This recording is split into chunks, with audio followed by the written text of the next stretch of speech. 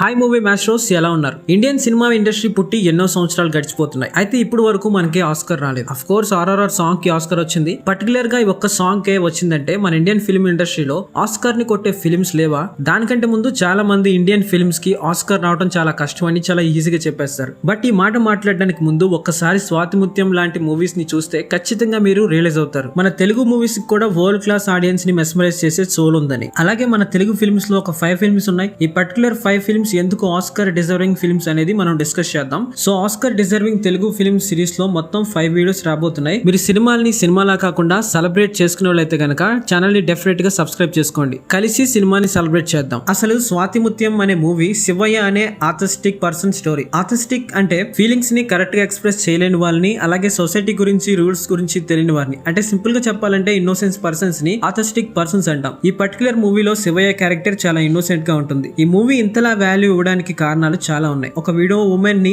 Society చూసే విధానం, ఒక వీడియో పెళ్లి గురించి, అండ్ వీడియో ఎదురొస్తే ఎలాంటివి జరుగుతాయనే మూఢనమ్మకాల గురించి, మెంటల్ హెల్త్ లాంటి సెన్సిటివ్ టాపిక్స్ గురించి మాట్లాడడం. అందుకే ఈ పర్టికులర్ మూవీ ఇప్పటికి కూడా చాలా మందికి కనెక్టింగ్ గానే ఉంటుంది. మన లోకనాయకుడు కమల్ హాసన్ గారు ప్లే చేసిన శివయ్య క్యారెక్టర్ ప్యూరిటీని రిప్రజెంట్ చేస్తుంది. సొసైటీలోని క్రూయల్టీని గానీ మూఢనమ్మకాలని గానీ శివయ్య అర్థం చేసుకోలేడు. ఇక్కడ సర్ప్రైజింగ్ థింగ్ ఏంటంటే అదే శివయ్య బిగ్గెస్ట్ స్ట్రెంగ్త్. ఈ ఇన్నోసెన్స్ అనే థీమ్ ని చాలా సినిమాలు చాలా సార్లు వాడారు. లైక్ రెయిన్ కానీ, ఫారెస్ట్ గంప్ కానీ. ఈ 2 సినిమాల్లో హీరో ఇన్నోసెన్స్ తో ఈ వరల్డ్ ని, ఈ కరప్టెడ్ వరల్డ్ ని ఫేస్ చేస్తాడు. ముఖ్యంగా ఈ సినిమాలో మనం సెలబ్రేట్ చేసుకోవాల్సింది ఏంటంటే యాక్టింగ్ లోని బ్రిలియన్స్ ని. ఈ సినిమాలో కమల్ హాసన్ గారి పర్ఫార్మెన్స్ ఆస్కర్ లెవెల్ పర్ఫార్మెన్స్ అని చెప్పొచ్చు. ఈ పర్టికులర్ క్యారెక్టర్ నడుస్తున్నప్పుడు కానీ, మాట్లాడుతున్నప్పుడు కానీ, ఫాసెస్ ఇచ్చినప్పుడు కానీ మనం అబ్జర్వ్ చేస్తే ప్రతిదీ ఓవర్ యాక్టింగ్ చేసినట్టు కానీ, లేదా తక్కువ యాక్టింగ్ చేసినట్టు కానీ అస్సలు అనిపించదు. బట్ చాలా డీప్ లెవెల్లో స్టడీ చేసి ఆ క్యారెక్టర్ కి ఎంత ఇవ్వాలో అంతే పర్ఫార్మెన్స్ చేశారు మన కమల్ హాసన్ గారు. చాలా మందికి ఈ విషయం తెలీదు.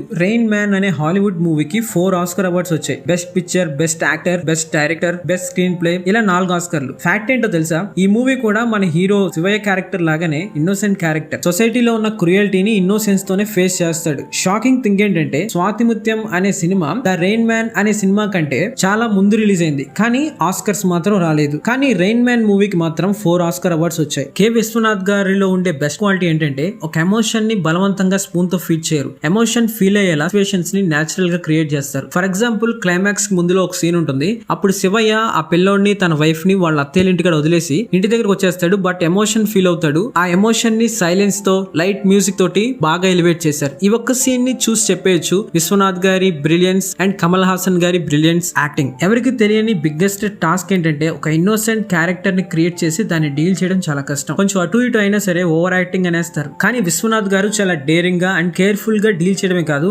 వరల్డ్ లెవెల్ ఆడియన్స్ ని కూడా మెస్మరైజింగ్ ఫీలింగ్ ఇచ్చారు. అండ్ ఈ ఫిల్మ్ కి చాలా రకాల అవార్డ్స్ వచ్చాయి. National film awards, Nandi award, film fair awards south నుంచి, ఇలా చూసుకుంటే చాలా అవార్డ్స్ వచ్చాయి. అప్పట్లో ఈ మూవీ క్రియేట్ చేసిన ఇంపాక్ట్ మామూలుగా లేదు. ఈ పర్టికులర్ ఫిల్మ్ ఎంతలా ఇంపాక్ట్ చేసిందంటే దీన్ని హిందీలో ఈశ్వర్ పేరుతో అండ్ కన్నడలో స్వాతిముత్తు అనే పేరుతో కూడా రీమేక్ చేశారు. మనం చూస్తే ఇప్పుడు కూడా చాలా ఫిల్మ్స్ కి డైరెక్టర్ అండ్ హీరోనే ఫస్ట్ ప్లేస్ లో ఉంటారు. కానీ పర్టికులర్ గా ఈ స్వాతిముత్యం ఫిల్మ్ కి మాత్రం డైరెక్టర్ అండ్ హీరోతో పాటు మ్యూజిక్ కూడా ఈక్వల్ ఇంపార్టెన్స్ ఉంటుంది. ఇళయరాజా గారు ఎప్పుడు ఏ ఫిల్మ్ కి ఓవర్ గా మ్యూజిక్ ఇవ్వరు. చాలా మినిమలిస్టిక్ గా ఇస్తారు. బట్ సిచ్యువేషన్ తో సింక్ అయ్యేటట్టుగా మ్యూజిక్ ని క్రియేట్ చేస్తారు. ఆయన ఇచ్చిన ప్రతి మ్యూజిక్ నోట్ శివయ్య ఇన్నోసెన్స్ ని, అలాగే సొసైటీ జడ్జ్మెంట్ ని బాగా ఎలివేట్ చేసింది. కాస్ట్యూమ్ డిజైనింగ్ గానీ, సెట్ డిజైన్స్ కానీ చేసినట్టు కాకుండా రియల్ గా చూస్తున్నాం అనే ఫీల్ ఇచ్చేలా ఎలాంటి ఫిల్టర్స్ యూజ్ చేయకుండా చాలా రూటెడ్ గా చూపించారు. అందుకే స్వాతిముత్యం మూవీని చూస్తుంటే జెన్యూన్ గా అనిపిస్తుంది. ఈ మూవీ కొందరికి ఎంటర్టైన్మెంట్ అయితే చాలా మందికి మాత్రం ఒక సొల్యూషన్. ఎందుకంటే అప్పట్లో వీడియోస్ ని చాలా చిన్న చూపు చూసేవాళ్ళు.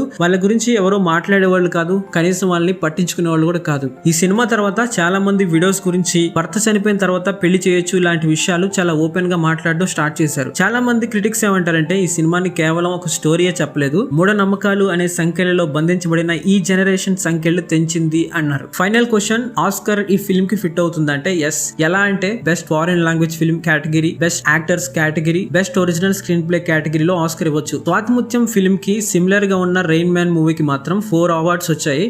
4 ఆస్కర్ అవార్డ్స్ వచ్చాయి. దానితో పాటు ఫారెస్ట్ గంప్ మూవీకి అయితే 6 ఆస్కర్ అవార్డులు వచ్చాయి. Swathi Muthyam Indian version style of film, rooted Indian values గురించి డీప్ లెవెల్లో గట్టిగా మాట్లాడింది. ఇక్కడ ఉన్న డిఫరెన్స్ ఏంటి? ఏం లేదు. మరి ఎందుకు ఈ సినిమాకి ఇంటర్నేషనల్ లెవెల్లో మార్కెట్ చేయలేదు? కారణాలు చాలా ఉండొచ్చు. బట్ కంటెంట్ వైజ్ మాత్రం ఈ పర్టికులర్ స్వాతిముత్యం ఫిల్మ్ కి మాత్రం స్టాండింగ్ అవేషన్ ఇచ్చి తీరాలి. స్వాతిముత్యం అనేది ఒక ఫిల్మ్ మాత్రమే కాదు, మన గౌరవం, మన ప్రైడ్. ఈ పర్టికులర్ మూవీకి ఆస్కర్ రాలేదు, బట్ ఈ వీడియోని ప్రపంచానికి తెలిసేలా మనం షేర్ చేయాలి. ఈ వీడియోని మీ ఫ్రెండ్స్ లో మూవీ లవర్ కి తప్పకుండా షేర్ చేయండి. అలాగే నువ్వు ఏ తెలుగు ఫిల్మ్ కి ఆస్కర్ రావాలని బలంగా కోరుకుంటున్నావు కమెంట్ చేయి. ఎందుకంటే ప్రపంచానికి తెలియాలి మన దగ్గర క్రింజ్ మాత్రమే కాదు ఆస్కర్ విన్నింగ్ ఫిల్మ్స్ కూడా ఉన్నాయని. Thanks for watching. Love you all.